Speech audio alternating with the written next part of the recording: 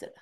पुंडलिका वरदे हरविठ्ठल श्री ज्ञानदेव तुकाराम पंढरीनाथ भगवान की जय. माऊली ज्ञानेश्वर महाराज की जय. जगद्गुरु श्री संत तुकाराम महाराज की जय. सच्चिदानंद श्रीपाद बाबान की जय. सच्चिदानंद रामदास बाबान की जय. अवधूत चिंतन श्री गुरुदेव दत्त गोपाल कृष्ण भगवान की जय. तब संतन की जय. जय जय रघुवीर समर्थ श्री स्वामी समर्थ महाराज की जय. अलंकापुरी पुण्यभूमी पवित्र तिथे नांदतो ज्ञान राजा सुपात्र. तया आठविता महापुण्य राशी नमस्कार माझा श्री सद्गुरु ज्ञानेश्वराशी. गुरुर ब्रह्मा गुरु विष्णू गुरुदेव महेश्वरा. गुरु साक्षात परब्रह्म तस्मै श्री गुरुवे नमः. ज्या ज्या ठिकाणी मन जाय माझे त्या त्या ठिकाणी निज रूप तुझे.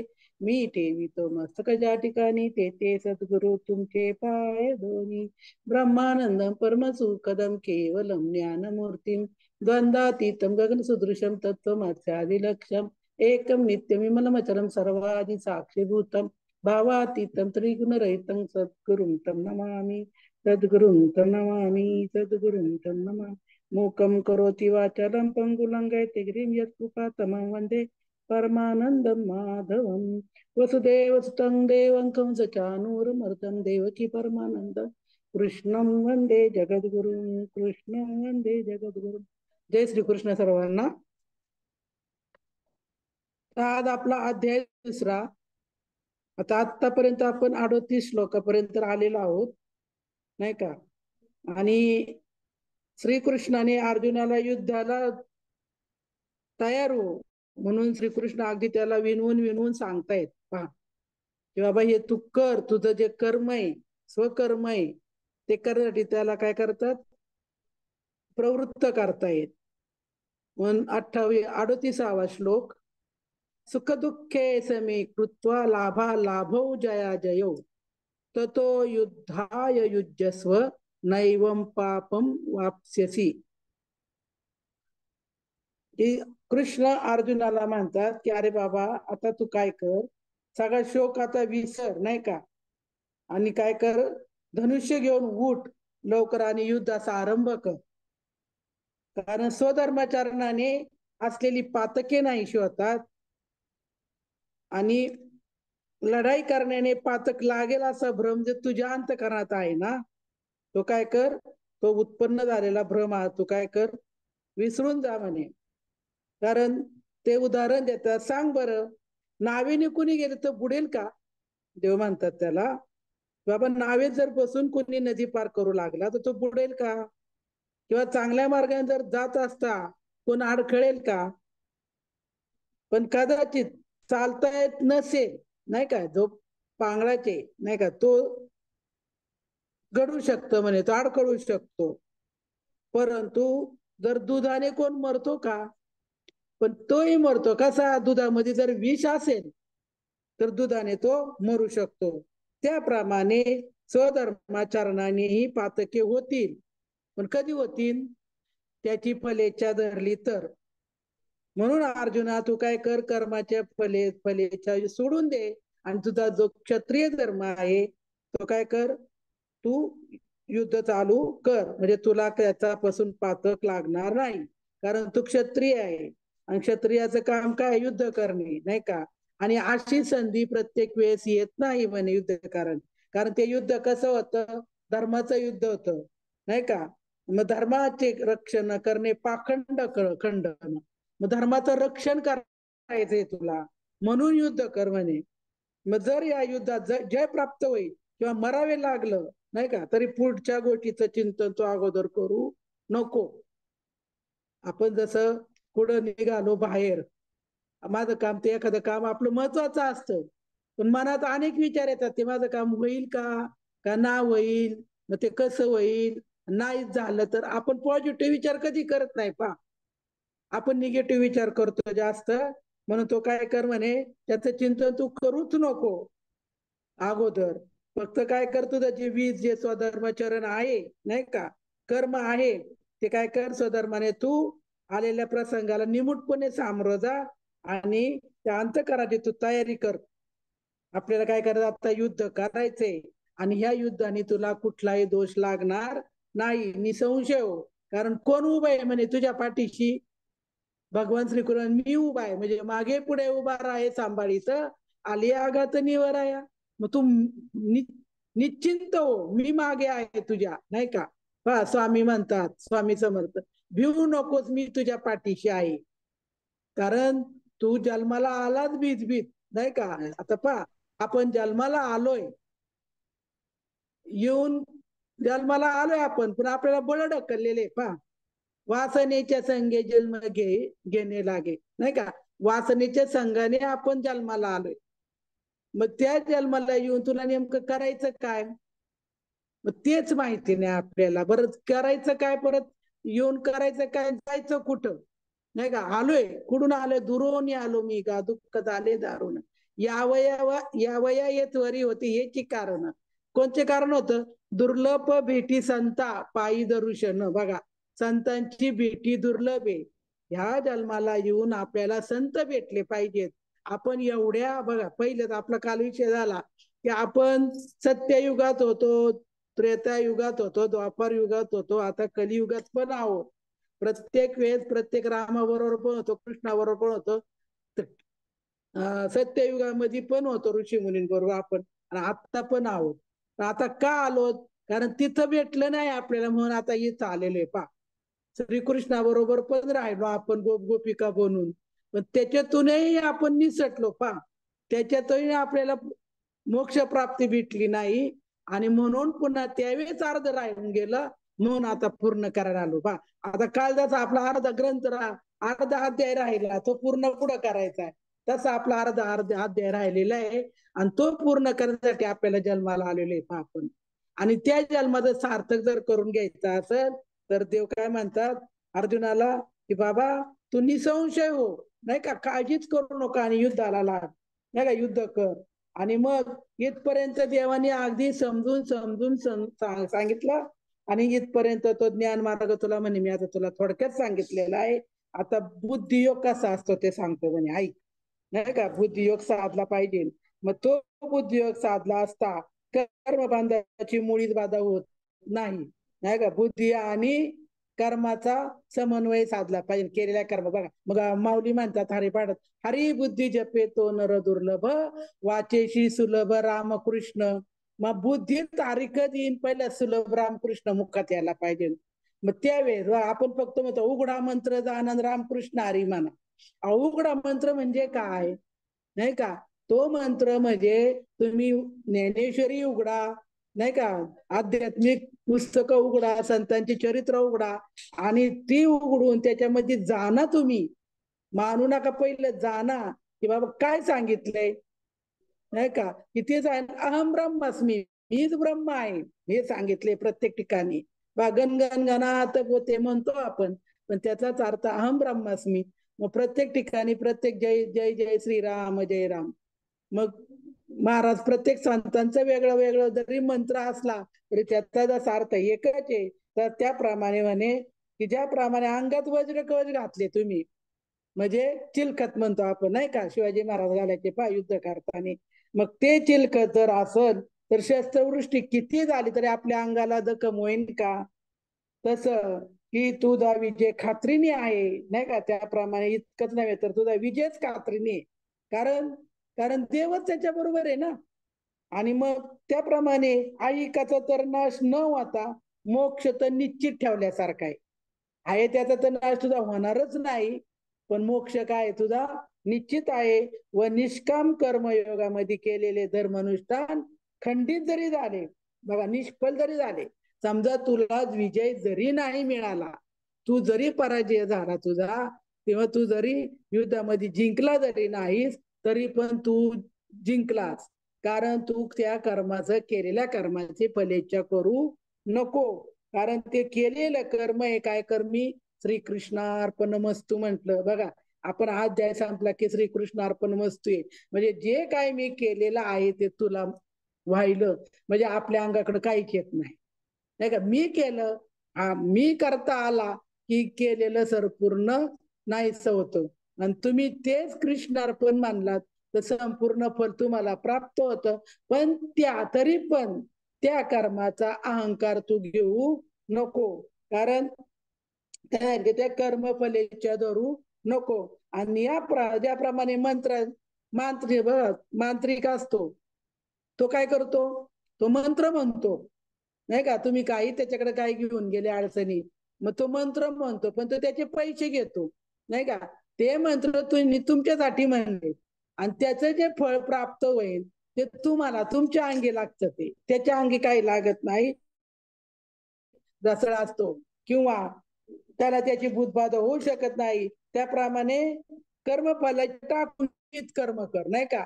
जे कर्माचं फल आहे त्याची इच्छा न करता तू काय कर, फक्त विहित कर्म कर. म्हणून सुबुद्धी प्राप्त झाली की उपाधीत असू नये, उपाधी रहित होतो म्हणजे बंधन मुक्त होतो बा.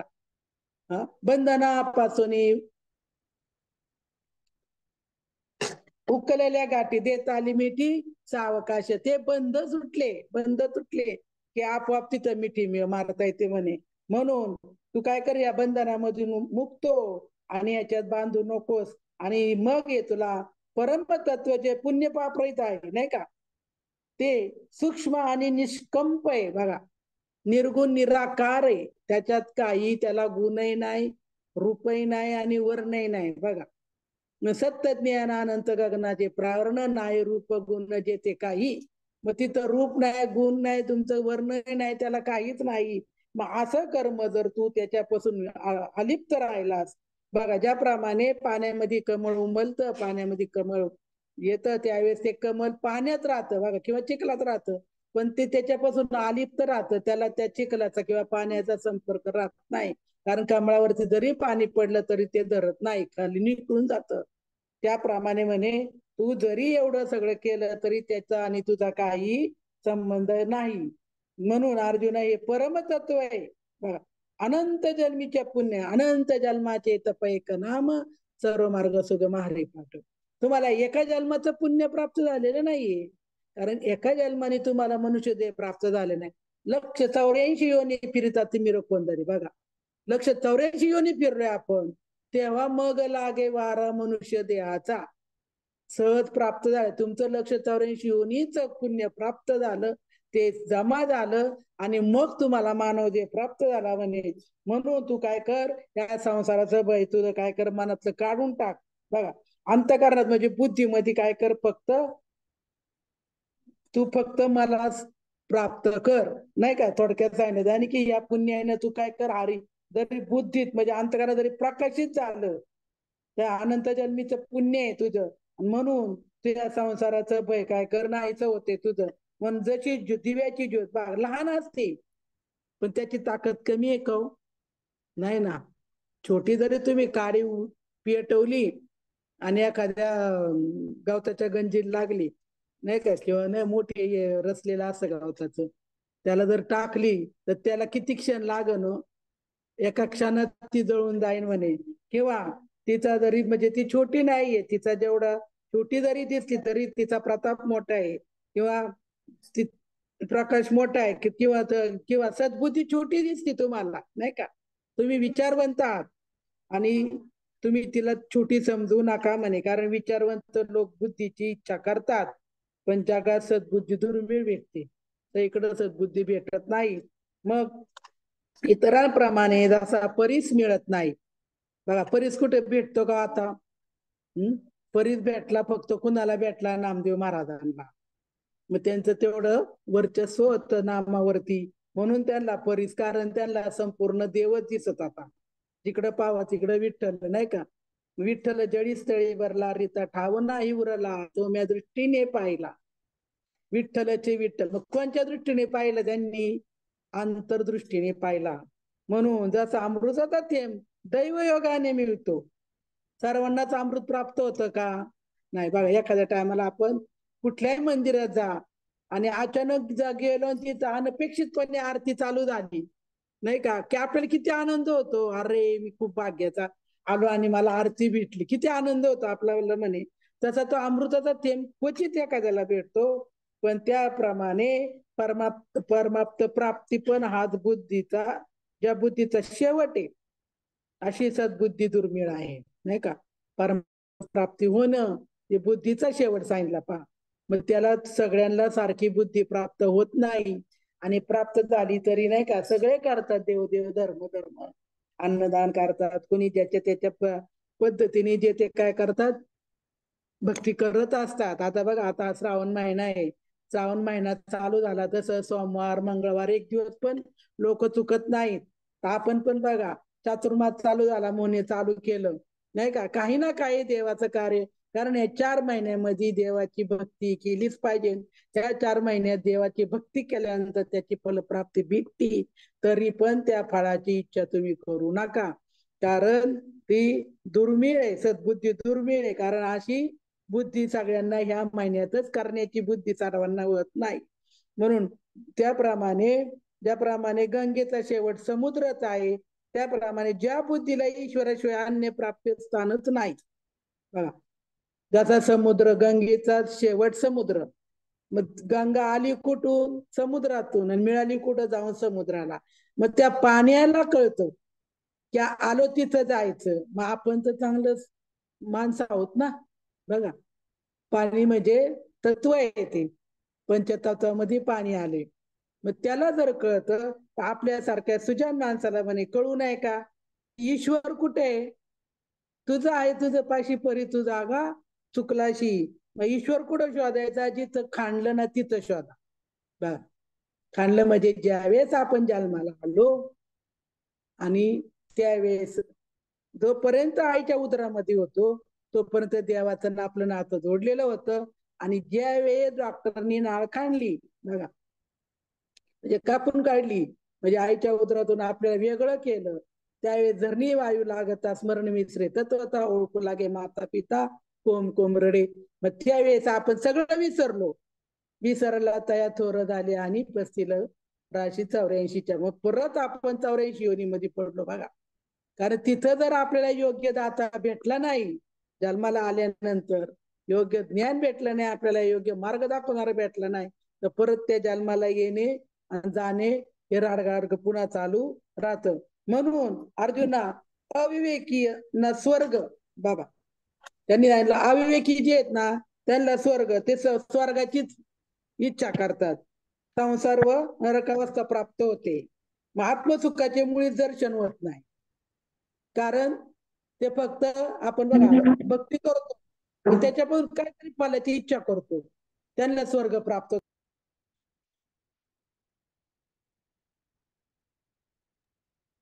वंदनाताई तुमचा आवाज गेलाय.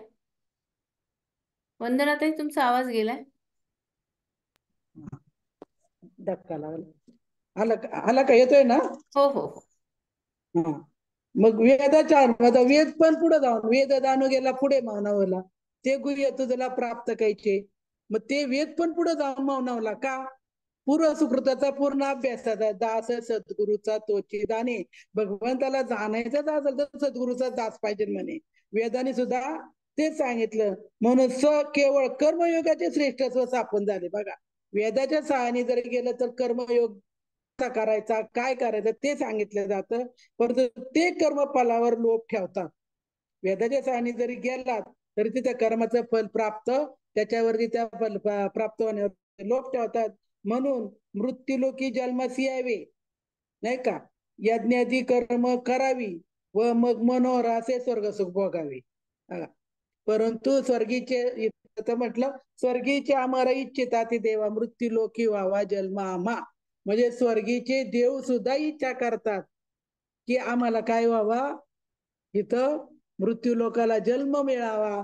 कारण मृत्यूलोकामध्येच नरदेह प्राप्ती मध्येच परमेश्वराची चिंतने, परमेश्वराची प्राप्ती मिळायची असेल तर नरदेह प्राप्तीमध्येच आहे, मानवदेहामध्येच आहे. म्हणून तुम्ही काय करता म्हणे, फक्त कर्मफलावर इच्छा केल्यामुळं स्वर्ग सुख प्राप्त होईल. आणि ते स्वर्ग सुख बघा कुठपर्यंत तुमचे पुण्य आहे तोपर्यंत स्वर्ग सुख. आणि मग अर्जुना म्हणे दुर्बुद्ध असे लोक असतात ते, की फक्त ते स्वर्गाची इच्छा करतात, स्वर्गापर्यंत जातात, पण स्वर्गाची पुण्याची पावती सरेल उलटू लागे माघारी मृत्यू लोके, मग परत फिरून मृत्यू लोका येऊन आपटतात म्हणे.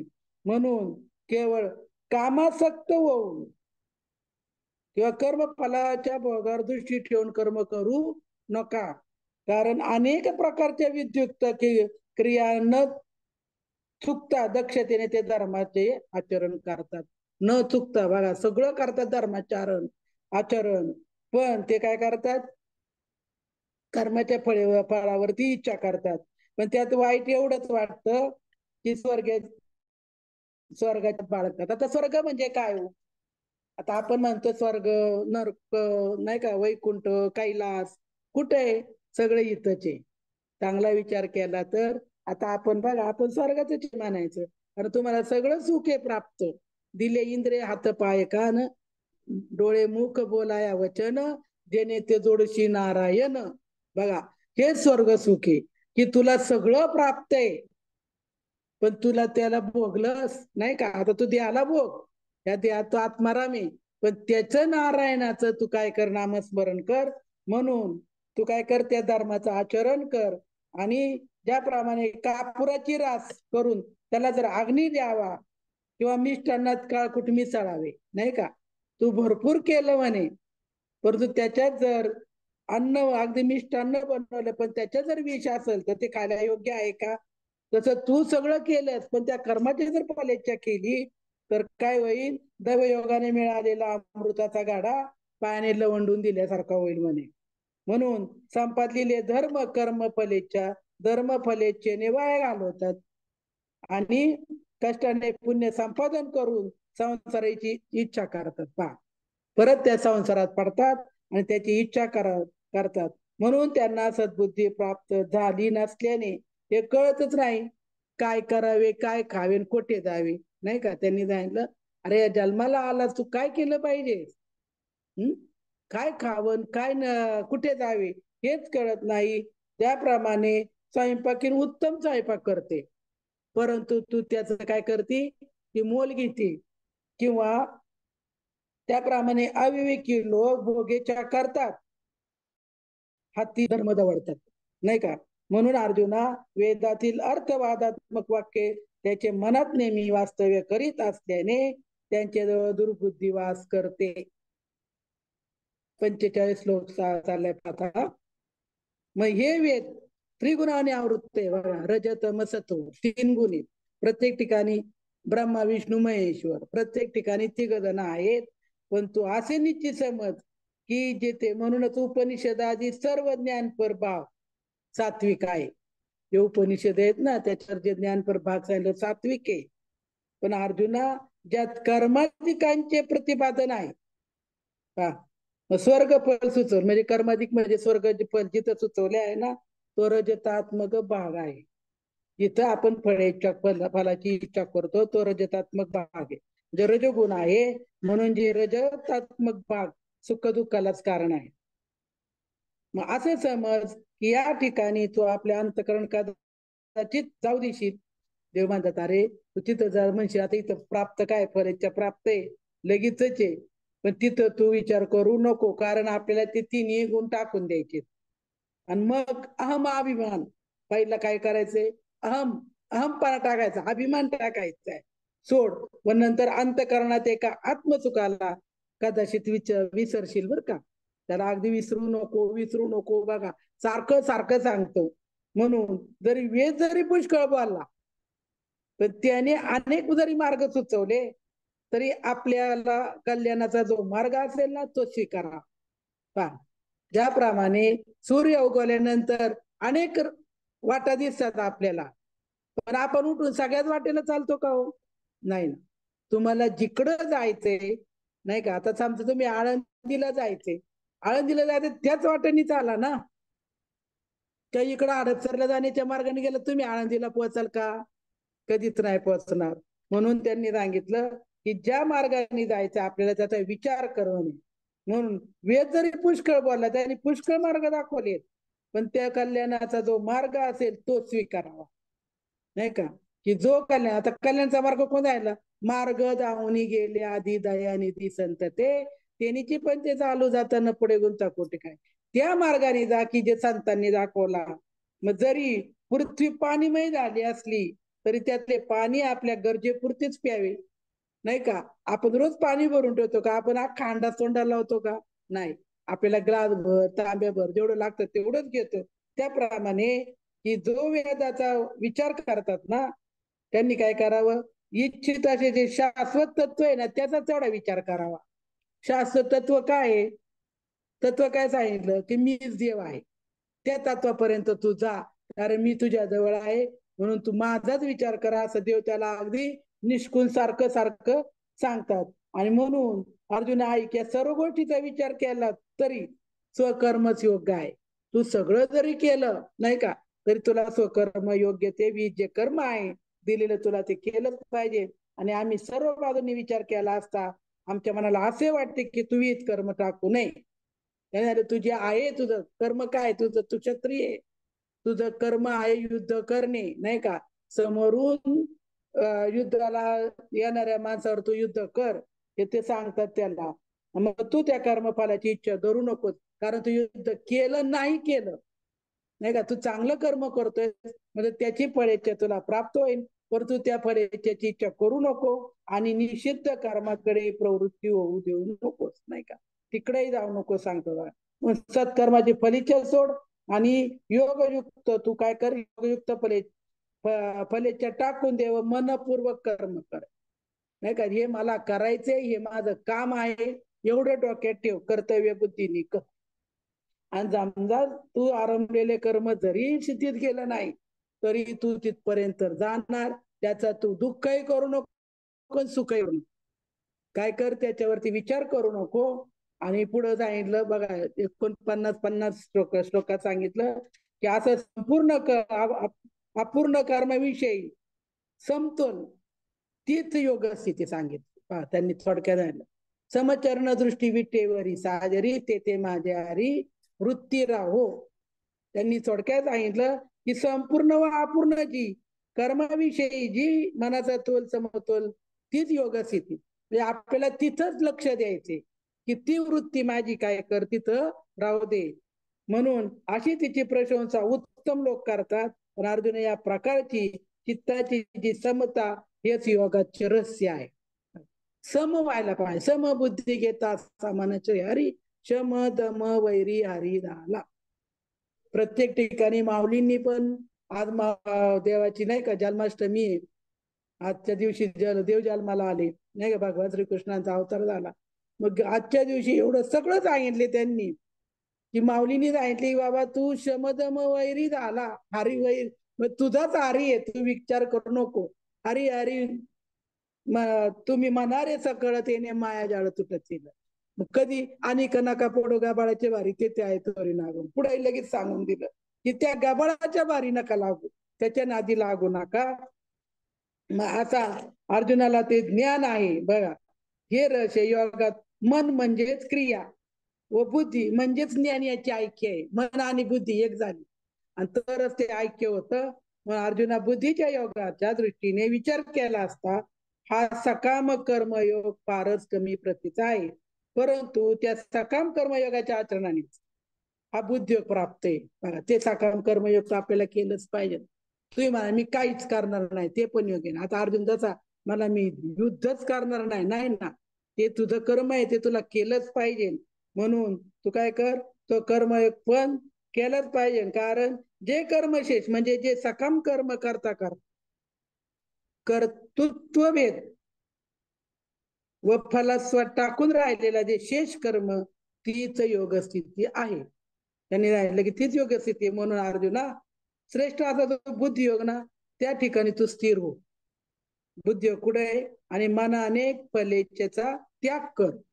पहिलं मनाला आवर आणि त्याला त्याग करायची सवय लावणे.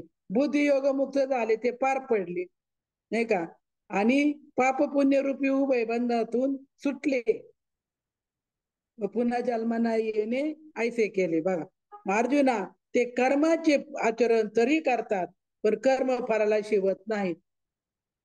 संत महात्मे जसं करतात, सर्व करतात, क्रिया सर्व करतात.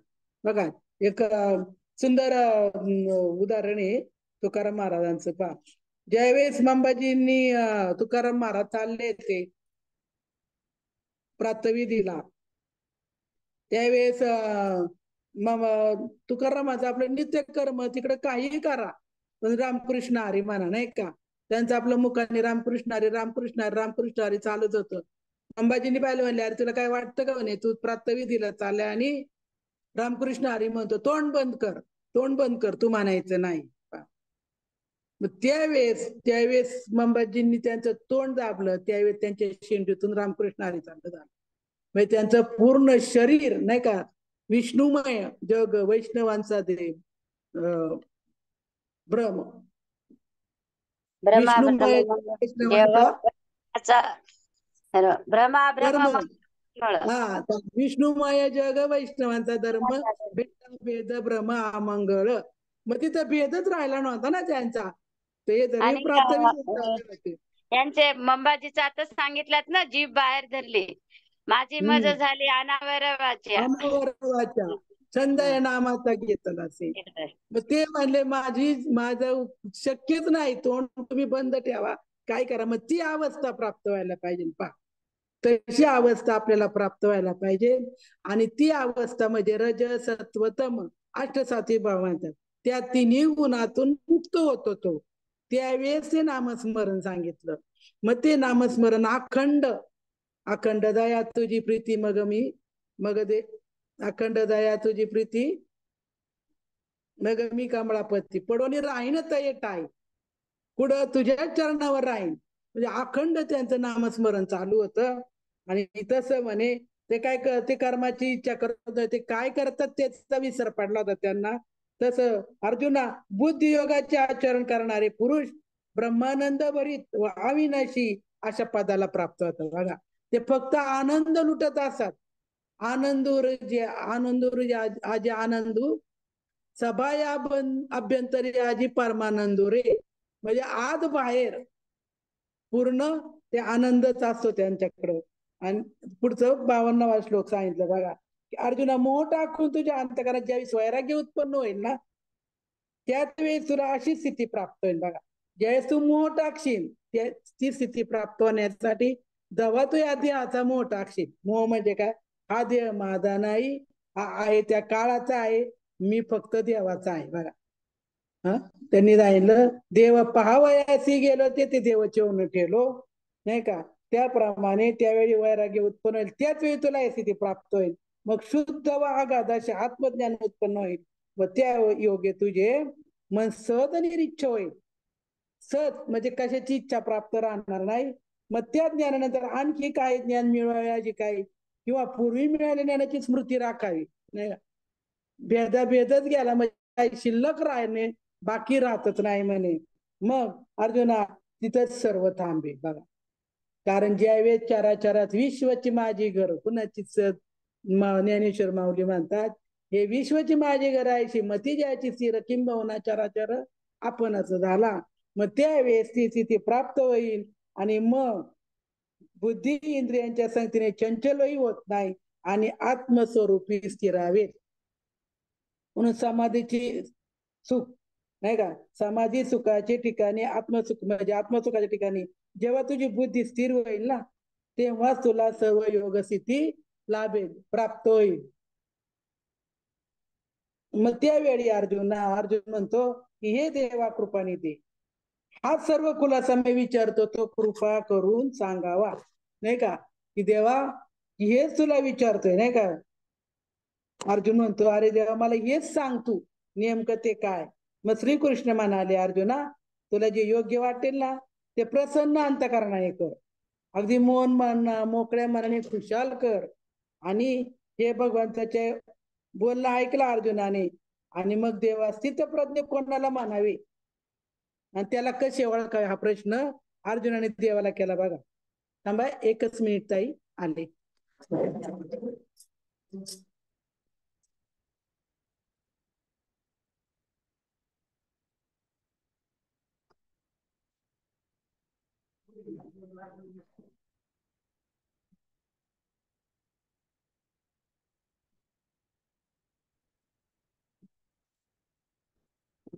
जय श्रीकृष्ण. आणि ज्याला स्थिर बुद्धी म्हणतात, बघा, स्थित प्रज्ञा, आपला पराविषय झाला, नाही का. की स्थित प्रज्ञ कुणाला म्हणावे असा अर्जुनाने प्रश्न केलेला आहे. आणि ज्याला स्थिर बुद्धी मानतात व जो समाधी सुख अखंड बघतो तो कोणत्या चिन्हाने ओळखावा? अर्जुनाने प्रश्न विचारलेत पा. आणि शकुंतला ताई सांगत आता हे प्रश्न विचारले कोणचे कोणचे, नाही का? मग तो कोणत्या स्थितीत असतो व तो कोणत्या प्रकारे वागतो? मला वाटतं हा श्लोक 54 आहे. 54व्या श्लोकामध्ये आले ज्ञानेश्वरीतले बघा 85, 285 ते 290 ओवी. नंतर कोणत्या स्थितीत असतो मग ते कोणत्या प्रकारे वागतो हे लक्ष्मीपती भगवंत हे मला सांगा, अर्जुन विचारतोय. आणि मग परब्रह्म अवतार षडगुण ऐश्वर्य संपन्न भगवान नारायण काय बोलू लागले ते ऐका म्हणे. म्हणे आता तुला मी सांगतो ऐक. श्रीकृष्ण म्हणाले अर्जुना ऐक बरं. 55वा श्लोक आहे की ही जी मनात असणारी प्रबल विषय शक्ती आहे ना ती आत्मसुखाला प्रतिबंध करते. आणि जो नेहमी नित्य तृप्त असून अंतःकरणात भरलेला असतो पण ज्याच्या संगतीने तो विषयात पतित होतो असा असलेला जो काम तो ज्याच्या सर्वथैव गेलेला असतो व ज्याचे मन स्वात्म समाधानात राहते तो पुरुष चित्तप्रज्ञ आहे. श्लोक 55 ज्ञानेश्वरीतला. आणि ओवी क्रमांक 91, 92, 93 म्हणे अर्जुन परियेसी जो अभिलाषू प्रौढे मानसी तो अंतराय स्वर्ग सुखेसी करीतो असे जो सर्वदा नित्य तृप्तू अंतकरण भरितू परी विषय माझी पती तू जेने संगे की जे तो कामो सर्वता जाय दयाच्या आत्मतोषी मन राहे तो चित प्रज्ञ होय पुरुष जाणे.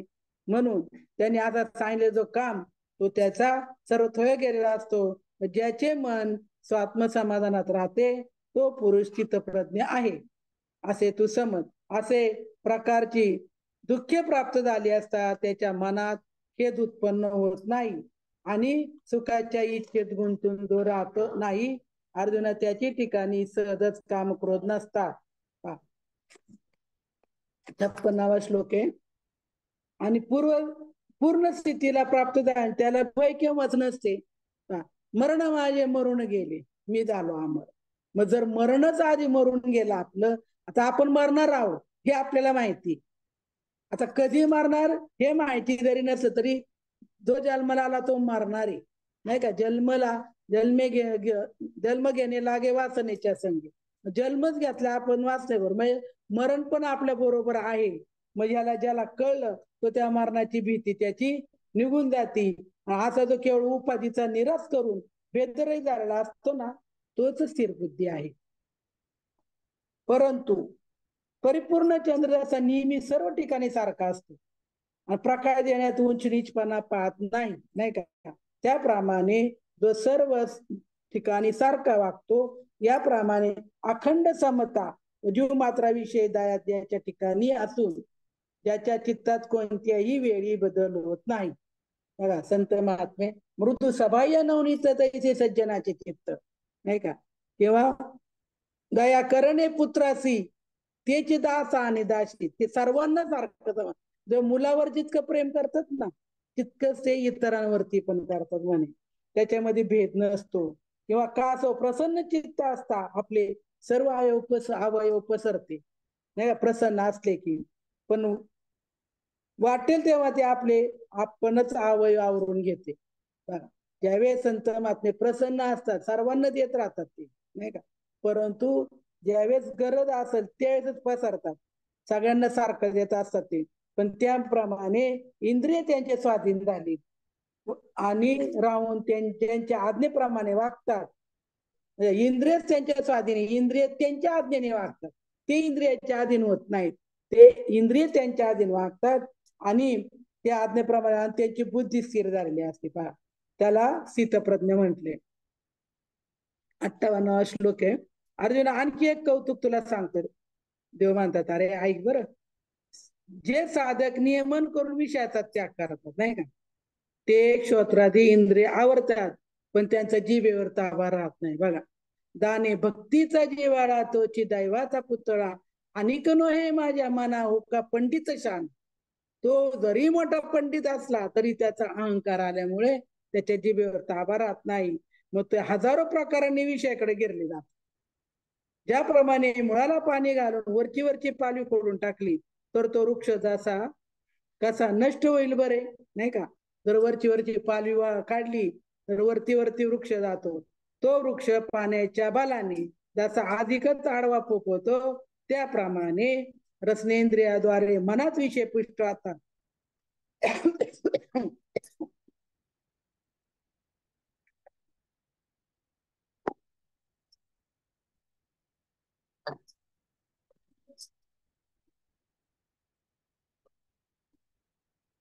मग इतर विषय तोडता येतात. बघा, इंद्रियाचे विषय तोडता येतात इतर, पण रसनेंद्रियाद्वारा आपण जे खातो अन्न त्याच्यामुळं निग्रह करता येत नाही, कारण त्या वाचून जगणे शक्य नसतं. मग अर्जुना, अशाही रचनेचे म्हणजे वासनेने ज्यावेळी नियमन होईल, त्या वासनेचे ज्यावेळेस नियमन होईल ना, त्या साधक परब्रह्माचा आत्मानुभव घेतो किंवा त्याला घेता येईल. पण सहम म्हणजे मीच तो परमात्मा आहे असा अनुभव येईल त्यावेळी शरीर भाव नाहीसे होतात, म्हणजे बाधित होतात व इंद्रिय विषयांना विसरतात. नाही का, अहम ब्रह्मास्मी, नाही का, सो म्हणजे मीच तो परब्रह्म आहे असं त्यांना ज्यावेळेस माहिती होतं त्यावेळेस आपोआपच संपूर्ण इंद्रिय काय होतात, विसरतात. मग गोविंद गोविंद मना लागले या छंद, नाही का. मग फक्त तो इंद्रिय सगळे गोविंद म्हणजे ते इंद्रिय, मग त्या इंद्रियांना काय लागला, नामाचा टाका लागला. मग एरवी हे अर्जुना ही इंद्रिय दुसऱ्या कोणत्याही साधनांना दाब देत नाही. इतर कुठलंही साधन करा, नामा परते तत्व नाही जे तू आणि करशील काही, नाही का. तू किती काय कर तुकाराम महाराजांचा, परंतु ज्यावेळेस तू नामच घेशील, नाही का, त्यावेळेस तुला आपोआप काय होईल, प्राप्त होईल. म्हणजे अभ्यासाचा पारा ठेवतात. नामाचा ज्यावेळेस अभ्यास होतो आपण अखंड ज्याची स्थिती होती ती, त्यावेळेस ते यमनियम ते कुपन घालतात. तसेच जे मनाला सतत ताब्यात ठेवून आहेत अशा साधकांना देखील इंद्रिय कासावीस करून सोडतात. बघा, अगदी काटेकोर राहतात त्याच्याविषयी, पण इंद्रियाचा प्रताप असा आहे की जसं हळ मांत्रिकाला चकवते ना, तसे इंद्रिय काय होतात साधकांना चकवतात आणि त्याप्रमाणे ते विषय रिद्धी सिद्धीच्या निमित्ताने प्राप्त होतात. रिद्धी सिद्धी प्राप्त झाली की माणूस काय होतं, तिथं ओढल्या जातो साधक, आणि मग तो त्या इंद्रियांच्या द्वारा योग्याची मने भ्रष्ट करतात. आणि महाराज म्हणतात, मोक्ष आम्हा घरी कामारे ते दासी, म्हणजे मोक्ष सुखाला पण आम्ही लाता. तुकाराम महाराज होय सांगवायचे तुका म्हणे, मोक्षाची सुद्धा गरज नाही आम्हाला.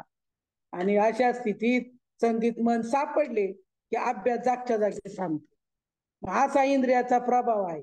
म्हणून अर्जुन ऐक, जो सर्व विषयाची आसक्ती सोडतो व सर्व इंद्रियाचे दमन करतो, ज्याच्या अंतकरण विषय सुखाचे पण फसले जात नाही, तोच पुरुष योगनिष्ठेला योग्य आहे. असा पुरुष काय होतो, योगनिष्ठा करू शकतो आणि सतत आत्मज्ञान संपन्न असून मला अंतकरणातून विसरत नाही, सतत त्याच्यावरती रूढ राहतो. अनंत जन्मीचे तप एक नाम सर्व मार्ग सुगम हरी पाठ. त्यांनी अनंत जन्माचे, एका जन्माचं नाही, कालचं आजचं नाही, अनंत जन्माचे, मग कोटी कोळी उद्धरतो ते. आणि त्यामुळे त्याचे जो संपूर्ण संसार आहे असे समजा की ज्याच्याकडे विषय वासना आहे ना, खरं पाहिले असं हा सगळं सोडतो तो आणि बाह्य विषयाचा त्याग करून मनात जर विषयच वासना असेल, नुसतं बाहेर सोडलं दिसतंय, आत्मय जर विषय वासना असेल तर त्यामुळे संपूर्ण संसार आहे त्याच्याकडं असं सांगितलं. आणि मग विषयाचा एक थेंब घेतला तरी त्याचा परिणाम फार होतो. जसा विष एक थेंब घ्या किंवा वाटीभर घ्या, त्याचा परिणाम एकच होणार. त्याप्रमाणे विषय जर तुम्ही घेतले तर ते तुम्ही एकदा बोला किंवा 10 वेळा बोला, त्याचा परिणाम लगेचच होतो. त्याप्रमाणे विषयाची सूक्ष्म वासना जरी मनात राहिली तरी संपूर्ण विचार मात्राचा ती घात करते. बघा, संपूर्ण विचार नाही होतात आणि अंतकरणात विषयाची नुसती आठवण तरी झाली तरी विरक्तीला पुन्हा विषयाचा संघ घडतो. म्हणून सगळी ज्या ज्या ठिकाणी काम उत्पन्न होतो त्या ठिकाणी क्रोधाचे अगोदर बिराड येते. म्हणजे ते क्रोध आला ते हा विचार ठेवल्यासारखा आहे. पहा, आपण म्हणतो ना कसं करायचं नाम, कसं काय करायचं, ते सांगितलं भगवंतानी की जिथं विषयाचा संक घडतो म्हणजे काम, जिथं काम आला उत्पन्न तिथं क्रोध येतो आणि क्रोध आला की त्याच्या पाठोपाठ हा विचार येतो. मग प्रचंड वारणे जसा दिवा नाहीचा होतो त्याप्रमाणे हा विचार येतात. स्मृती नाही का, म्हणजे आत्मविचार नाहीचे होतात. किंवा अस्तमान काय सूर्य त्याच्याला रात्र ग्रासून टाकते म्हणजे अंधार पडतो, त्याप्रमाणे स्मृती भ्रंशाने प्राण्याची स्थिती होते. मग केवळ अज्ञान अंधकाराचे सर्व व्यापल्याने त्याची बुद्धी व्याकुळ होते. बघा, अज्ञान अज्ञान आले की संपला विषय म्हणे. आणि मग जसा जन्मान झाला पाळण्याचा प्रसंग प्राप्त झाला म्हणजे तुझा सायरा वायरा धावतो ना, तशी म्हणजे आपली अर्जुना बुद्धी भ्रमण पावते. अर्जुनाला सांगतात अरे तू थोडा जरी विषय डोक्यात आला ना तुझा, तर तुझा स्मृती भ्रंश होईल. म्हणून अर्जुना तू काय कर, ज्ञान समूळ नाहीच होण्याच्या आधी तू काय करते, विषयाचा संघ सोड आणि प्राणयोगाने वियोगाने जशी शरीराची दशा होते ना त्याप्रमाणे बुद्धी न झाल्यावर पुरुषाची स्थिती होते. म्हणून अर्जुना लाकडाला ठिणगी लागली व ती एकदा का भडकली म्हणजे अख्खे त्रिभुवन जाण्याची समर्थ असते. त्याप्रमाणे विषयाची एखादी ठिणगी जरी पडली ना, नाही का, चुकून चिंतन झालं तरी काय होतं मनाकडून, तरी सगळा अनर्थ हुडकत येतो आपल्याला बने. म्हणून अर्जुना तू काय कर, मनातून सर्व हे विषय काढून टाक आणि हे राग द्वेष लोभ मोह माया ममता नाही का सगळ्याला काढून दे. आणि त्या राग दोषाचा नाश झाले, इंद्रिय विषयात रममान झाली तर हे विषय बाधक होत नाही. नाही का, जरी तू नामस्मरण सतत केलं, जरी मनामध्ये आलं तरी त्याची बाधा ह्याला होत नाही. ज्याप्रमाणे बघा भूताची बाधा कधी होती, ज्याच्या मुखात नाम नाही त्याला भूताची बाधा होती. ज्याच्या गळ्यात तुळशीची माळ, ज्याच्या गळ्यात तुळशीची माळ आहे त्याला भूताची बाधा होत नाही.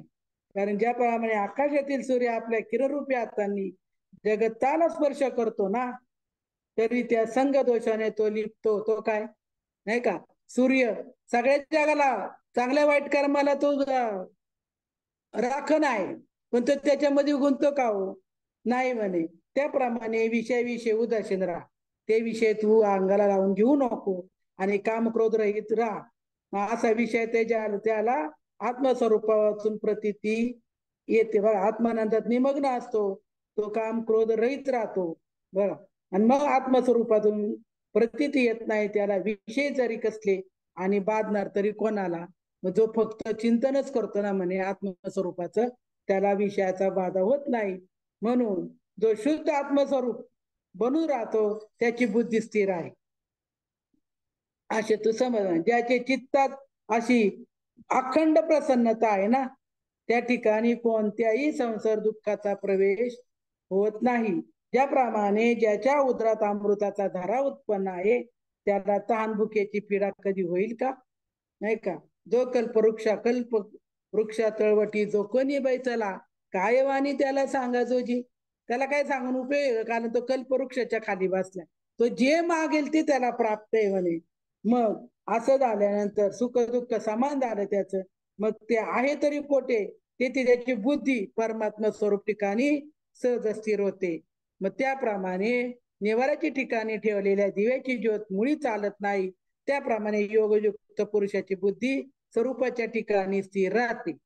महायोगयुक्तीचा विचार ज्याच्या अंतःकरणात नाही तो पुरुष विषयाच्या पाशाने बांधला जातो. अर्जुना त्याची बुद्धी स्थिर कधीच होत नाही, स्थिरतेचे त्याला इच्छाही असत नाही.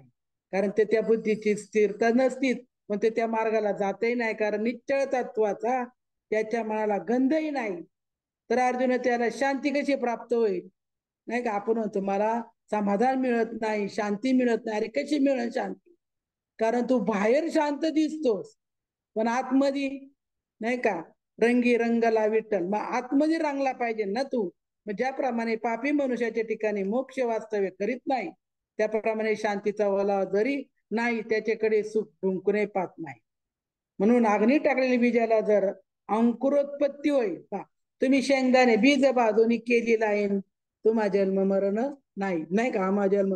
मग आजच्या दिवशी बघा आपण तर काला दही काला करतो. तुम्ही सांगा दही काला कशाचा करतात? लायाचा. लाई कशाची होते? तांदळाची. ती कशी ती तयार होते? भाजल्या जाते नाही का भट्टीमध्ये, आणि मग ती लाई तयार होती. मग एकदा लाई तयार झाली तुम्ही नेऊन पेरली नाही का वावरामध्ये, तर जन्माला येईल का होती? म्हणजे धान्य उगवल का? मग ती स्थिती झाली नाही का, मग पुन्हा जन्माने येणे आयसे केले. मग तसं झालं नंतर म्हणजे पुन्हा जन्म मरण नाही, मग पुन्हा तो जन्माला येणार नाही. आणि त्याकरता आपण बघा आता त्या लाईवरून एक गोष्ट राहते. आजचं प्रतीक आपण ज्या वेळेस आता राखी पौर्णिमेला औक्षण करतो आपण नाही का, भावाला औक्षण केलं तुम्ही तांदूळ अगदी गंध लावता, अक्षदा वाहता डोक्यावरती आणि तांदूळ रिटून लावता बघा. अगदी असं दाबून कपाळाला लावतात. का लावतात बरं ते तांदूळ कपाळाला? की बाबा तू याच्यासारखा हो, कारण तांदळासारखा हो, कारण तांदूळ परत जन्माला येतील का? तुम्ही शेतामध्ये साळ पेरता का तांदूळ पेरता? साळ पेरतो. मग ती साळ उगवण्याच्या लायकीचे, पण ज्यावेळेस ती हातावर घेतली, चोळली, फुंकर मारली, पोलकट निघून गेली, तांदूळ तयार झाले. ते तांदूळ जर तुम्ही परत शेतात पेरले तर ते उगवत नाही. म्हणजे त्याप्रमाणे तुमचं जसे साळीचं पोलकट निघून गेलं, कधी चोळलं बघा, मग ती क्रिया सांगितली बघा. हात लावणी मस्तकी प्रसाद देऊन केले सुखी नाही का, तो प्रसाद सद्गुरु कृपेने प्राप्त झाला तर तुम्हा पुन्हा जन्म मरण नाही. म्हणून तेच पुरुष करतात की विषय रूपी समुद्रातून आपण तरुण गेलो असे जरी समजत असले नाही का, पण त्याप्रमाणे तर ते तरले नाहीत. कारण नाव तीराजवळ टेकते न टेकते तोच जर वादळात सापडली तर ती नाव बुडण्याची शक्यता असते. म्हणजे नाव म्हणजे आपण तिथपर्यंत पोहोचलोय आणि परत जर विषय आले मनामध्ये तर पुन्हा ते बुडण्याची शक्यता असते. म्हणून सिद्ध दशेला पोहोचण्याच्या योग्यतेचा पुरुष उत्तम मुमुक्षु जर इंद्रियाचे कौतुकाचे लाड केले तरी देखील तो पुन्हा संसार दुःखाला व्यापला जातो. म्हणून आपली इंद्रिय आपल्या ताब्यात येतील तर याहून अधिक सार्थक ते कोणते नाही का. इंद्रिय ताब्यात घ्या, पहा की कासव प्रसन्नतेने आपले अवयव पसरतो व स्वेच्छेने आपण चावरतो. त्याप्रमाणे ज्यांची इंद्रिय ताब्यात असून ज्याच्या आज्ञेत वागतात त्यांची बुद्धी स्थिर झाली बघा. इंद्रियांवरती दमन म्हणजे स्वतःच्या इंद्रियांवरती ताबा असतो ना, ते म्हणे स्थिर बुद्धी झाले नाही का, त्याला स्थित प्रज्ञ म्हणले. आणि दुसरी एक पूर्णत्वास प्राप्त झाली सूक्ष्म कोण अर्जुन तुला सांगतो पहा. महाराज म्हणतात पहा तुला सांगतो, भगवान म्हणतात की प्राणी मात्र जे आत्म स्वरूपाविषयी झोपलेले आहेत नाही का, जे प्राणी मात्र म्हणजे आत्मज्ञान शून्य आहेत, त्या ठिकाणी जो जागा असतो म्हणजे जे सगळं आपल्याला विश्व दिसते ते सगळे झोपलेले आहेत. पण जो त्या आत्मशून्य आहेत, पण तो ज्या ठिकाणी जागा असतो म्हणजे आत्मबोधाने युक्त असतो व मनुष्य प्राणी ज्या ठिकाणी म्हणजे विषयाच्या ठिकाणी जागे आहेत त्या विषय हा झोपलेला असतो.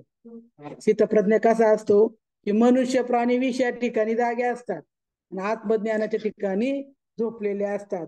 त्याप्रमाणे अर्जुना तोच पुरुष उपाधी राहत व स्थिर बुद्धी व श्रेष्ठ मुनीश्वर आहे असे समज. मग आणखी एका प्रकारे त्याला जाणता येईल. स्थित प्रज्ञ जाणायचं म्हणलं ना तर त्याला आणखी एका प्रमाणे जाणता येईल की जो समुद्रात निरंतर शांतता असते बा.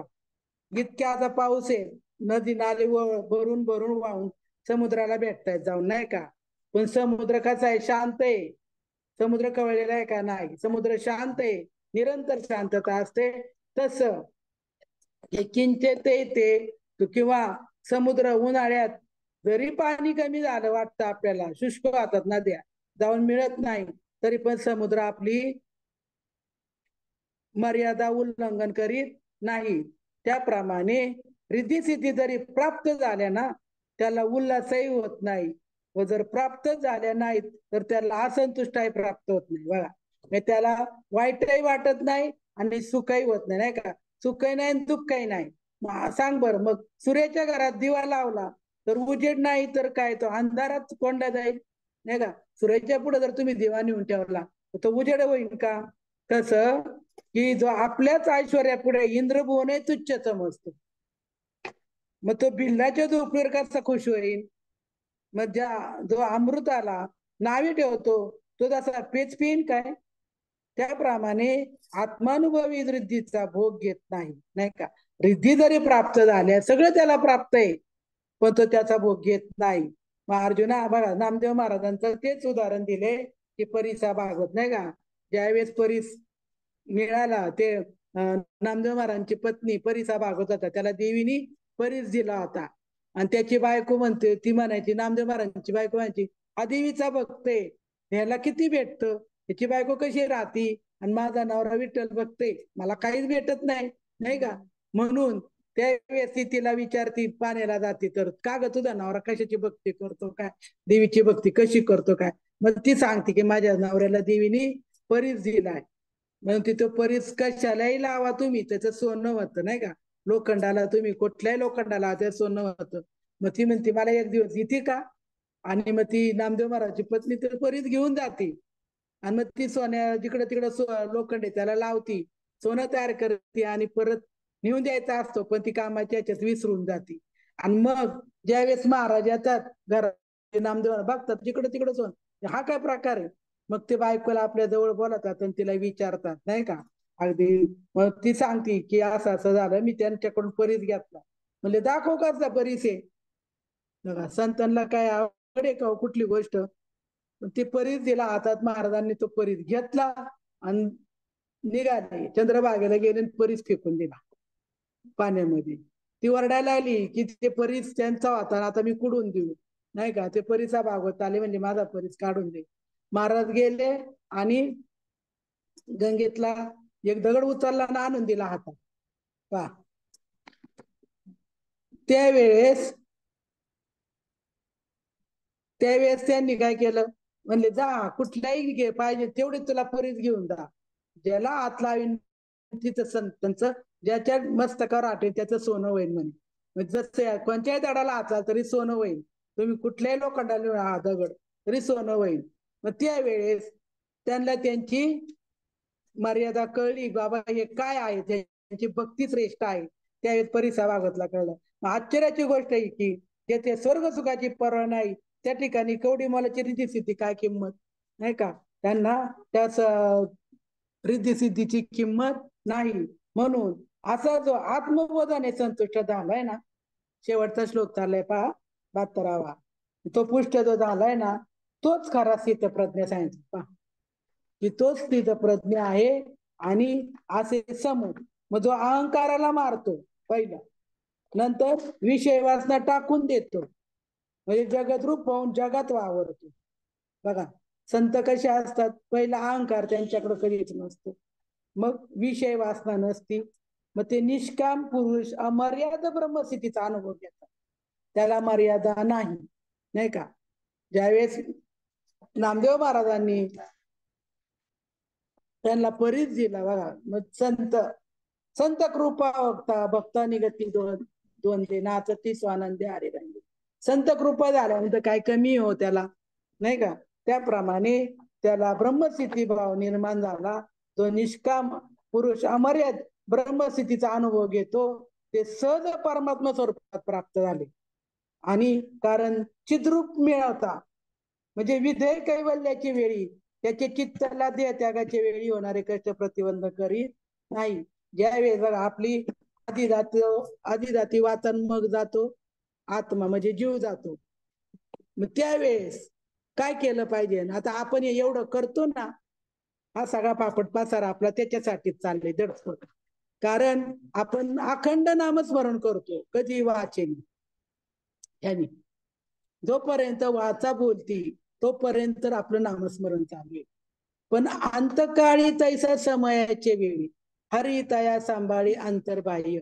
मग अंतकाळी कधी समय म्हणजे त्यावेळी कसा हरी सांभाळीना आपल्याला, त्याचा विचार करायला पाहिजे ना आपण. कारण त्यावेळेस आपली पहिली वाचा जाते, मग जीव जातो. पण श्वास जातो का लगेच. मग जोपर्यंत तुमचा श्वास चालू आहे तोपर्यंत तुम्हाला कुणी हात लावित नाही. पण कधी निघून गेला वारण खाली राहिला पसारा. मग ज्यावेळेस तुमचा श्वास निघून गेला त्यावेळेस काय होतं तुम्हाला, त्यावेळेस तुमची किंमत संपली आणि लगेच 1 तासामध्ये तयारी करून त्याला न्यायची तयारी. बघा सगळे कुठपर्यंत स्मशानीपर्यंतचे नाही का. पुत्र बंधुकांता संपत्तीचे अंतकाळी कोणी नाही बा सांगाती, साधूचे संगती हरी जोडे. त्याने झाले साधूचे संगती, साधूच्या संगतीशिवाय तुला मी भेटणार नाही. तू अखंड नाही का, त्याने अखंड तू भक्ती कर माझी. पण ती जर क्षणात जरी तुझी विषय वासना प्राप्त झाली तुला, तरी तिथपर्यंत तू पोचू शकणार नाही. म्हणून आपण एवढं सगळं करतोय तो शेवटच्या बघा, शेवटचा दिवस गोडा, शेवटची पाळी एक मनुष्य जन्म नाही का, चुकली या वर्म फेरा पडे. ही शेवटची पाळी आपली, एवढं निक्षू नये. हे शेवटचा जन्म आहे आपला, पुन्हा जन्माला नाही, पुन्हा जन्म मानव नाही. जर तुम्ही आता हे वर्म जर चुकला, चुकली या वर्म फेरा पडे, हा हे जर वर्म चुकला बघा. आता आपले काहींचे 50 गेले, काहींचे 60 गेले, काहींचे 70 गेले आणि काही आहेत तसे गेले नाही का. आपण पाहत आलो वाडवडील गेले, आपले आई बाप गेले. आता आपणही जायच्या वेळेला आलेले, कधी जाईन सांगता येत नाही. म्हणून आताच आपल्याला वेळ आहे नाही का. हे गीता तत्व तेच आहे, त्याच्यासाठीच आपल्याला करायचं की विधेय कैवल्य, विधेय अवस्था कधी प्राप्त होईल, कशी प्राप्त होईल आपल्याला. आणि ती त्याचे चित्ताला देह त्यागाच्या वेळी होणार जे कष्ट आहे ना, ते प्रतिबंध करणार नाही. आणि ही स्थिती श्रीकृष्णाने अर्जुनास सांगितली. अरे अर्जुना, तू या सगळा फापट पसारा पाहतो ना, हा तुझ्यासाठी नाहीये नाही का, तू खूप पुढचा आहेस. आणि त्यावेळी अर्जुनाला सांगितले, अरे असे संजय धृतराष्ट्रात सांगतो. कुणाला सांगतोय संजय? धृतराष्ट्राला. बघा त्या संजयाचं भाग्य किती थोर. उजळले भाग्यात अवघी चिंता वारली, संत दर्शने आला पद्मनाभ जोडीला. बघा विषय गेला आपला. बघा जिथं खांडले तिथं जोडायचे. बघा संत दर्शन झालं त्याच वेळेस भाग्य उदयाला आलं आपलं. मग तिथं जोडलं तर पुढं मग लागल का, विचार करावा लागेल का आपल्याला की आता आपण चुकलोय म्हणून, चुकतोय आपलं नाही. म्हणून अर्जुनाला सांगतात की बाबा विचार कर बर का. की संजय म्हणतो की भगवंताचे वाक्य ऐकून अर्जुन मनात म्हणाला, आता विचारसरणी आमचं छान उपयोगी पडली नाही का, चांगलं सांगितलंय. पण संजय धृतराष्ट्रच सांगतोय की श्रीकृष्णांनी काय सांगितले, आत्मज्ञान सांगितलं. पहा आता तो आधीच डोळ्यांनी आंधळा, त्या ज्ञानाने पण आंधळा. बघा धृतराष्ट्र ज्ञान पण नाही आणि चर्मदृष्टी पण नाही आणि ज्ञानदृष्टी पण नाही. मग असं भगवंताचं वाक्य जरी अर्जुन मनात म्हणला तरी ही विचार सरणी काय होईल, चांगली छान. कुणाला पटली? ती संजयाला पटली. कारण ही भगवंतांनी कर्म मात्राचा या वर्णनात निराश केलाय. कर्म जे आहे त्याचा पूर्ण निराश केलाय. म्हणून माझे सहजच युद्ध करणं थांबले. अर्जुनाला आनंद झाला. अर्जुनाला झाले कर्म कर नाही का, पण तू काय कर, कर्म कर, फल येतो, इच्छा करू नको सांगितले. आणि तो बरं झालं मला तेवढं सांगितलं आणि त्याला आनंद झाला. पण श्रीकृष्णाचे बोलणे ऐकून अर्जुन प्रसन्न झाला.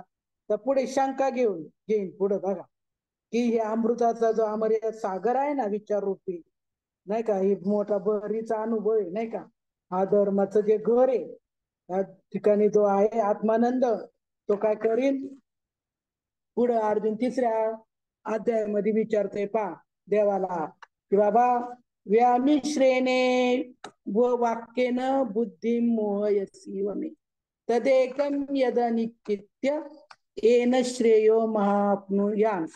की मग अर्जुन म्हणतो देवा कमलापती ऐका तुम्ही की जे काही वाक्य बोलतात ना ते मी लक्षपूर्वक ऐकले, पण आत्मस्वरूपाचे ठिकाणी विचार करून पाहिले असता कर्म करता राहतच नाही. मग मी कर्म कशाला करू असं अर्जुन विचारते. आता पुढे जाऊन 3ऱ्या अध्यायाचा मी श्लोक 2रा घेतला, एक श्लोक द्यावा म्हणून पुढं. आणि आता इथं आपला 2रा अध्याय समाप्त झालेला आहे नाही का. ताई थांबू का ताई? हो ताई थोडा वेळ घेऊ शकता ते तुमच्या वेळेनुसार बघा. पण तुम्हालाही नाही तो बाबा नाही 4 वाजून 10 मिनिटं झालेत मग विचारते. थांब, राहू देत नाही तर मग थांबूयात, कारण तुमच्याकडे पण येणार आहेत. हा हा, येणारे 4:30ला. हो. त्याला काय म्हणायचं असेल याच्यावरती सांगायचं असेल तर सांगतील ना, शकुंतलताई वगैरे कोण. कोणी हा आहे का कोणाला बोलायचं का? अनम्यूट होऊ शकता स्वतःच. ताई, आज कृष्णाष्टमी आहे तर त्याच्या गवळण घेऊ. मी म्हणू का गवळण? ताईंनी हो, म्हणा खूपच की छान ताई, चालेल ना. ताईंनी खूप छान सांगितलंय, समजण्यासारखंच उदाहरणं व्यवस्थित देऊन खूप छान सांगितलं तुम्ही. जय आज श्रीकृष्ण ताई. कृष्णाष्टमी छान सांगितलं. प्रत्येक म्हणजे कळतच होतं, त्यामुळे तुमच्या पुढे विश्लेषण करणं, विवेचन करणं म्हणजे त्याच्यापेक्षा नमस्कार तुम्हाला. जय श्रीकृष्ण. नाही नाही ताई, आता इथं काय नाही, तुमच्यासारखं खूपच खूप आहे सुंदर, घरातलं. हा खूपच तसं काही नाही, जे कळण्यासारखं आहे ते छान ज्ञानेश्वरीतलं सांगितलं बरं आहे. का. हा सुबोध ताई खूप सांगितलं छान ते. सांगितलं तुम्ही. एकदम सुबोध, अगदी मस्त, सगळ्यांना हा, कळण्यासारखं. एकदम छान. एकदम एकदम छान छान. सांगितलं. हा. म्हणजे आता काही बोलण्यापेक्षा तेच मनात ठेवावं हम्म. असं. जे आहे ते ज्ञानेश्वरीतलं आहे, हो ते सुचत बोलायचं आणि तेच सांगायचं थोडस विस्तारून, बाकी काही नाही. अगदी हा. मन रमेल असं सांगितलं, सगळ्यांनी कळलं पण छान. म्हणजे हो हो. हा जन्म किती महत्वाचा आहे, आणि आताच त्याचं 84 लक्ष आलेला जन्म भाग्याचा तुमच्यासारखंच वाचन करून सत्कारणी लावायला पाहिजे.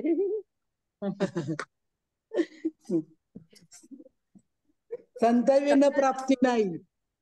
नाही होय नाही, संतविन प्राप्ती नाही, काय ते वेद देते गोय. संताशिवाय हो काहीच प्राप्त नाही आहे. होय होय, हं. खरंच आहे. म्हणा ना त्याच्यामुळं. म्हणू का ताई गवळण? हो चालेल ताई, थांबूयात मग ताई, वंदना ताई, थांबूयात आपण इथं. हा, हा, ठीक आहे. जय गवळण श्रीकृष्ण. घेऊयात. हो हो, ठीक आहे. चालेल ताई.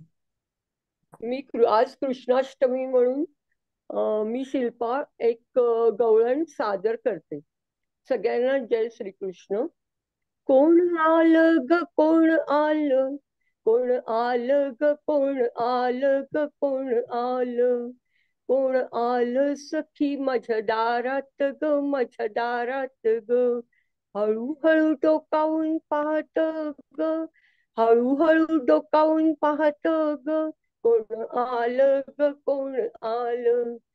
पायी घुंगरिया शोभती, पायी घुंगरिया शोभती, घागऱ्या वाळे पायरुण झुणती, घागऱ्या वाळे पायरुण झुणती. कानी सोन्याचे कुंडल डुलती, कानी सोन्याचे कुंडल डुलती, डुलती ग, कोण आलं ग, कोण आलं. अरे माझा घनश्याम सुकुमार, माझा घनश्याम सुकुमार, रूप लावण्य तेज अपार, तेज अपार, रूप लावण्य तेज अपार, तेज अपार. प्रगटला सखी माझ्या दारात, माझ्या अंगणी ग, माझ्या अंगणी ग. प्रगटला रवी माझ्या अंगणी ग, माझ्या अंगणी ग, माझ्या अंगणी ग. माथा विलसे जावळ वेणी, माथा विलसे जावळ वेणी, मोर पिसाची शोभा खोविली कुणी, मोर पिसाची शोभा खोविली कुणी.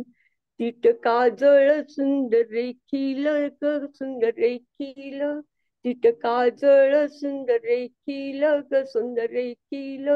कोण आलं ग, कोण आलं, कोण आलं सखी माझ्या दारात ग, माझ्या दारात ग.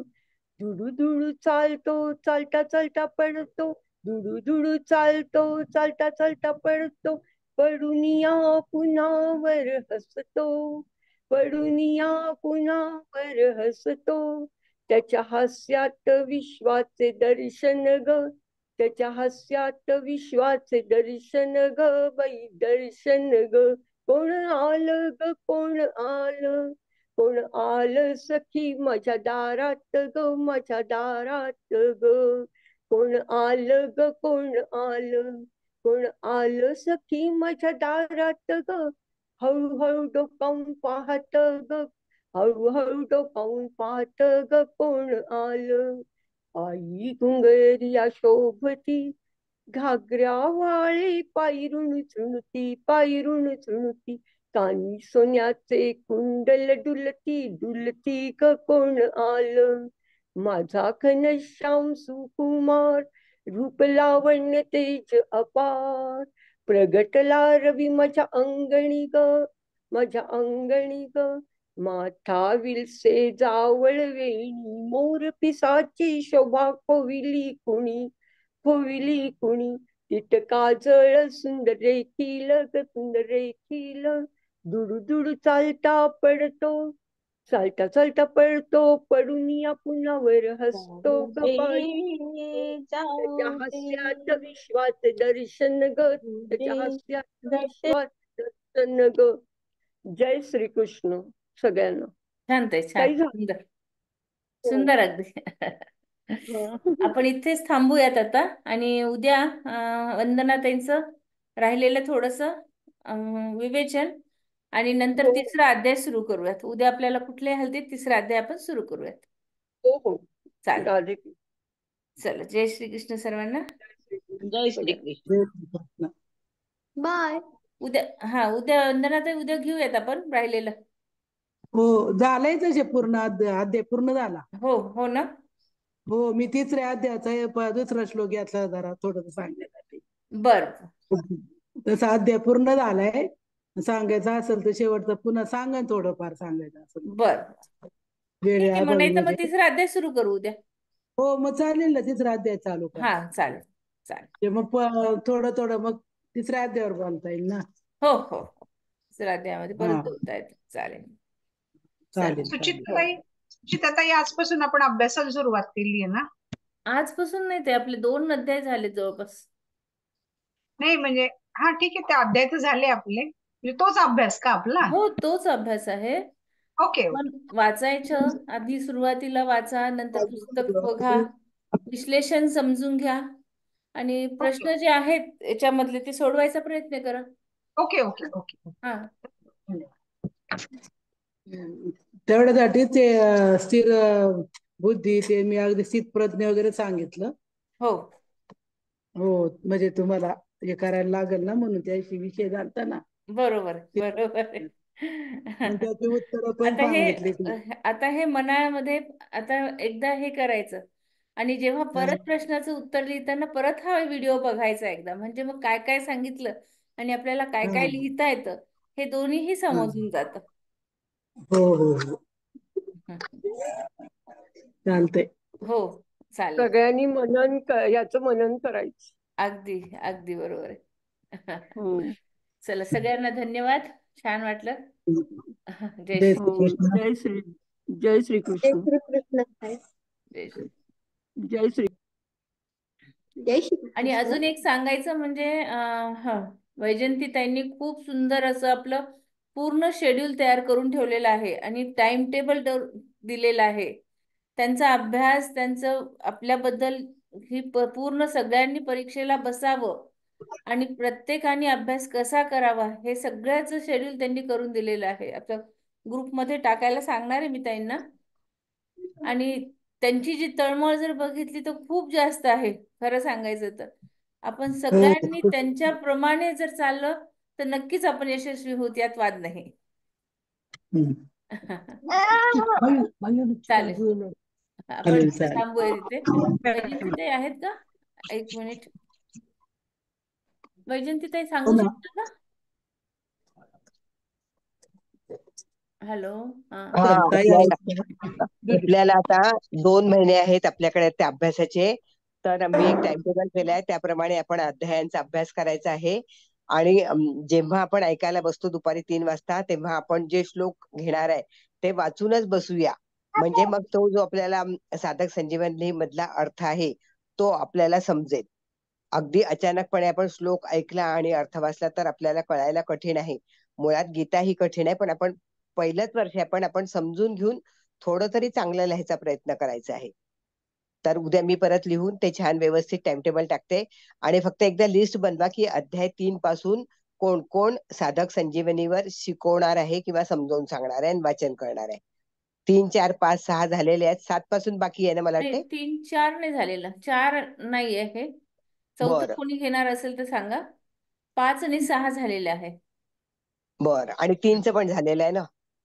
हा, 3, 5, 6 हे तिन्ही झालेले आहेत. झाले. हा. 4 राहिलेला आहे. आता समजा जर कोणाला इच्छा असेल वाचनाची हा. आणि विवेचन करण्याची 4थ्या अध्यायावर, हा. त्यांनी सांगायचं. हा, फक्त साधक संजीवनी मधून घ्यायचं आहे, कारण की आपली ही गीतेची परीक्षा आहे. ज्ञानेश्वरीमध्ये काही आहे दृष्टांत आहे, ते सोपे आहेत, पण आपण ज्ञानेश्वरीचे इतके दृष्टांत आपण उत्तरात लिहू शकत नाही.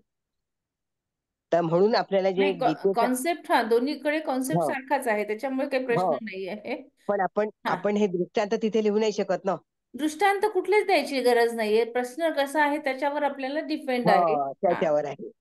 तर ते दृष्टांत काय साठी असतात हे समजण्यासाठी. हा हे हो समजण्यासाठी कुठपर्यंत असतं. अगदी बरोबर आहे. हो, कारण की दृष्टांत अध्याय 2 समजण्यासाठी आपण उदाहरण देतो, नाही का? हो अध्याय 2 आहे ना, हा, हा कठीण आहे हा, म्हणूनच आपण ऐकला अध्याय 2. पण आता काय हा, आहे, आपल्याला 1 नोव्हेंबर पर्यंत 18 अध्याय पूर्ण करायचे. हा. मग हो ते आपण समजण्यासाठी ते दृष्टांत सांगू, नाही का? बरोबर. त्यांनी हो उदाहरण दिलं, आई जशी हा, बाळाला औषध द्यायचं म्हणल्यावर साखर हो हातावर ठेवती, हो त्याच्याप्रमाणे हो. तसं आणि थोडं थोडं कळण्यासाठी. श्लोक शोधायचे आहेत. आता श्लोक हा, ते जे देणार आहे 6 श्लोक, तर त्याच्यामध्ये हा. श्लोक पण आपल्याला माहिती पाहिजे कुठल्या अध्याय, म्हणजे त्या श्लोकाचा अर्थ आपल्याला कळला पाहिजे की हा श्लोक कुठल्या अध्यायात आहे. हो हो हो. हो लोक नंतर कठीण देणार आहेत का ते? हो श्लोक आहे, 6 श्लोक शोधायचे आणि ते मधून वगैरे कुठूनही विचारतात ते. असं नाही आहे की प्रत्येक वेळेला सुरुवात विचारतील. हा त्याच्यामुळे हा हा. प्रत्येक श्लोक त्या अर्थाप्रमाणे वाचला की मग तो लक्षात राहतो की हा श्लोक कर्मा संबंधित आहे, योगा संबंधित आहे. काय की परीक्षा पाहूनच लिहायचं ना पण. पाहून नाही, हो नाही. पण सगळं सातशे पाहून लिहायचं. त्याच्यामुळे तेवढं टेन्शन नका घेऊ. आपोआपच आपण हम्म. एक दिवस मदत जर करायची. एकादशीचं पारायण केलं की सगळे श्लोक समजणार तुम्हाला. साधक हो. हे 700 श्लोक आहे आणि त्याच्यातले 5 किंवा 6 श्लोक विचारणार आहे ते. असं आहे. बरोबर. हम्म. हा म्हणून चालेल. चला, जय श्री कृष्ण. जय श्री कृष्ण. जय श्री कृष्ण.